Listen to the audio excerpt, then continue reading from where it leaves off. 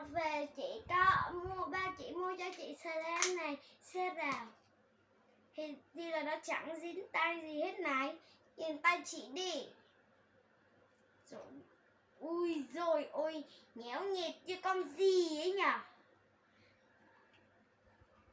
Đặc biệt cái slime này không dính đồ vật đâu nha các em ơi.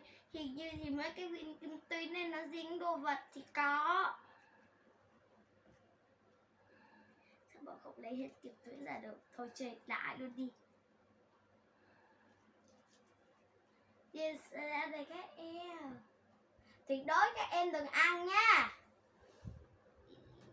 Học lớp 1 lên gọi là em là đúng nha.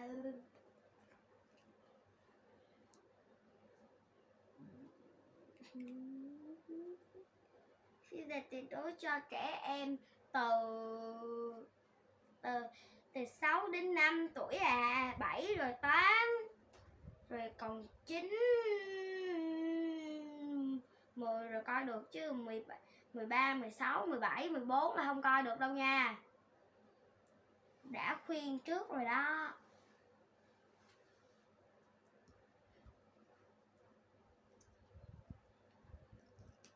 Cái này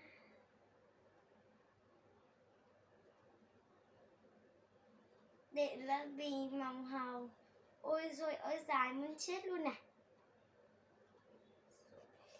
Khó để số quả. Trời ơi, đứng lên mới được hả trời.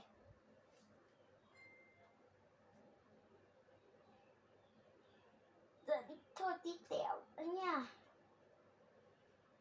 Trời ơi, lên cuối sách luôn rồi á. Đi đâu thế nhỏ.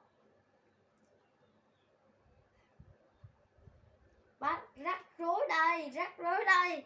Ôi rồi ôi, rắc rối qua đi.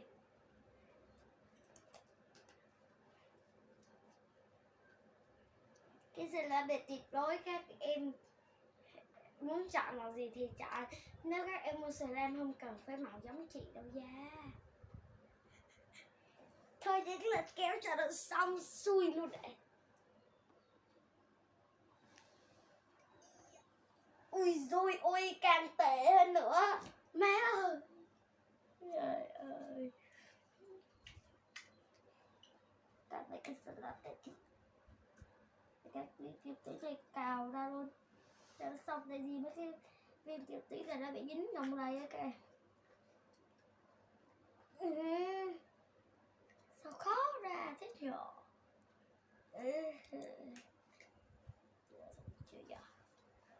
Cái này còn có ngọc nữa nè các em. Ngọc thì dễ lấy hơn là kim tuyến nè. Xem cái ngọc này vẫn còn một cái ngọc, một viên ngọc mà kem nữa nè các em xem là 2 viên ngọc nè. Móc từ slime ra. Cái slime này thì các em mua là tuyệt đối không có dính tay. Nhưng mà chị chơi không đúng cách là nó dính tay chị ấy nha. Rồi thôi chơi đúng cách cũng không có đúng cách cũng đâu có sao, miễn là chơi.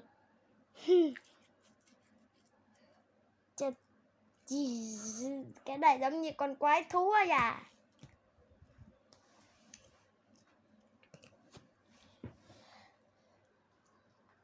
Xe này nó dài không? Để cho chị đừng cần để cho xe là nó rơi ra quả. Ôi trời ơi, thật là giả. Cái em xem này như con rắn đây này. Nhưng mà hình như nó dài hơn con rắn thì phải. Thôi tạm biệt các em nhé. Video quay tới đây là hết rồi. Hình như y chang con gì.